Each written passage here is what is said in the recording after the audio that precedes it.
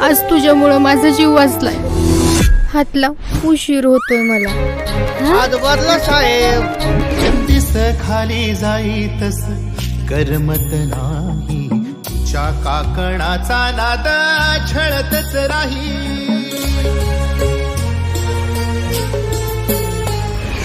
नमस्कार, संघर्ष न्यूज सोलापूरमध्ये आपले सहर्ष स्वागत आहे. मित्रांनो, करमाळा तालुका म्हटलं की या तालुक्यामध्ये करमाळा तालुक्याचं नाव साता समुद्रापार नेणारा सैराट ही याच ठिकाणाहून रिलीज झाला. याच ठिकाणाहून करमाळा तालुक्यानं सैराटला मोठी प्रसिद्धी दिली आणि करमाळा तालुक्याचं नाव हे जगभरामध्ये पोचलं गेलं. त्याचप्रमाणे याच पिक्चरची या चित्रपटाची प्रेरणा अनेकांनी घेतली. एक कलाकार ज्यांनी त्यांचा टेलर व्यवसाय सोडून त्यांनी लेखणी हातामध्ये धरली आणि लेखणी हातामध्ये धरून एक पिक्चरची एक दर्जेदार अशी स्टोरी लिहिली आणि ती स्टोरी आता एका चित्रपटी रूपातून येत्या 2 डिसेंबरला संपूर्ण महाराष्ट्र नव्हे तर संपूर्ण भारताला जगभरामध्ये तो चित्रपट प्रसिद्ध होणार आहे.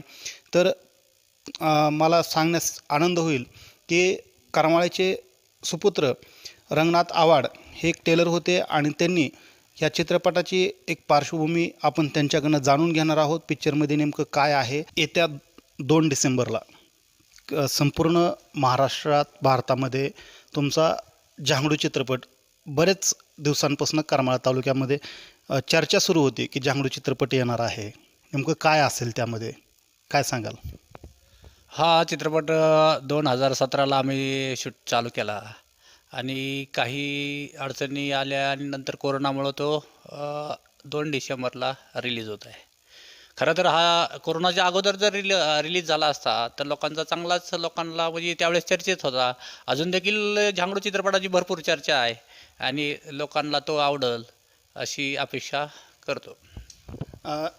पिक्चरचं नाव हे खूप म्हणजे वेगळं आहे. झांगडू नेमकं काय हे नाव कशामुळे सुचलं आणि काय ह्या नावामागचं काय विशेष काय? सदर हे नाव जर बघायला गेलं तर ग्रामीण भागातलं नाव आहे. हे कुठल्या डिक्शनरीतला शब्द नाही.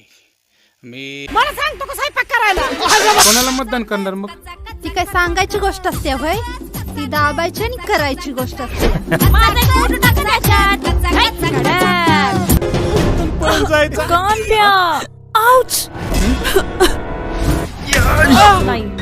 प्रिया हात सोड. प्रिया सोड. प्रीतीचा जडलाय रो त्याला औषध नाही रे. येड म्हणावा खुळ म्हणावा. त्याचं टक्कर धडापासून वेगळं करून माझ्या समोर आणून ठेवायचे. पोरीला भेट म्हणून देतो. कलाकार आहेत. नमस्कार मॅडम. नमस्ते. तुम्ही सुद्धा चित्रपटामध्ये भूमिका निभावलेली आहे. नेमकी कोणती भूमिका निभावली?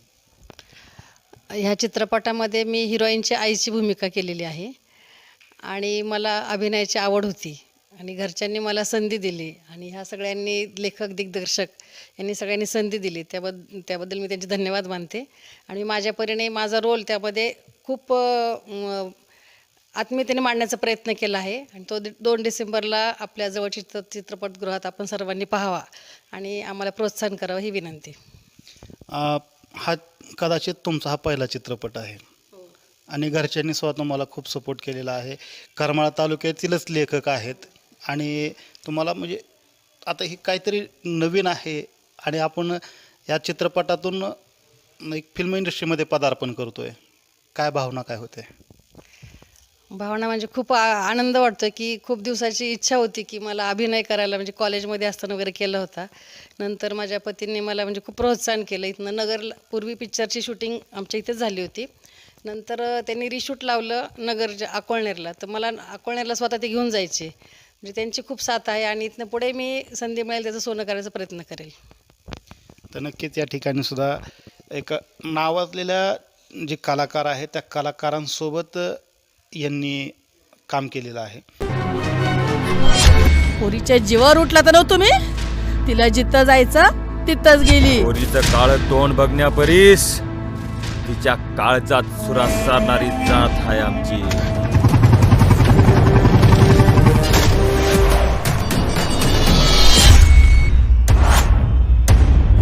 एक दिवस मी तुझ्यासारख्या राक्षसाचा अंत करेन.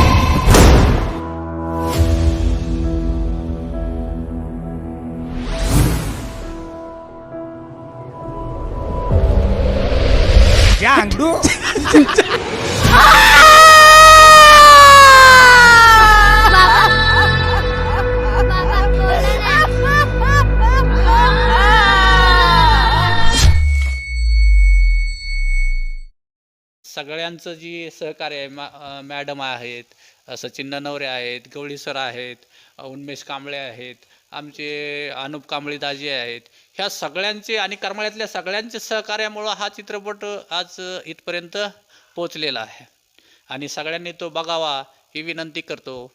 एवढंच. पिक्चरमध्ये नेमकं कॉमेडी आहे, स्टोरी आहे, लव्ह स्टोरी, नेमका ड्रामा नेमकं काय आहे पिक्चरमध्ये असं वेगळं काय? ह्या चित्रपटामध्ये जर बघायला गेलं की सगळाच मसाला तुम्हाला बघायला भेटेल. कारण का काही कॉमेडी तर भरपूर आहेच, कारण का बुटक्यावर स्टोरी आहेच. आणि दुसरं महत्त्वाचं, जी ग्रामीण भागातल्या ज्या हालचाली असतात, राजकीय हालचाली असतात, त्या कॉमेडीतनं कशा होऊ शकतात, काय होऊ शकतात आणि काही लोक किती खतरनाक ग्रामीण भागामध्ये असतात हे मी ह्यातनं मांडण्याचा प्रयत्न केलेला आहे. तर नक्कीच मित्रांनो, येणाऱ्या 2 डिसेंबरला संपूर्ण महाराष्ट्रामध्ये प्रदर्शित होणारा झांगडू चित्रपट महाराष्ट्रातील तमाम जनतेने पाहावं अशा प्रकारचे लेखक या ठिकाणी झांगडूचे लेखक रंगनाथ आव्हाड यांनी आवाहन केलेलं आहे. चित्रपटामध्ये मसाला भरपूर आहे.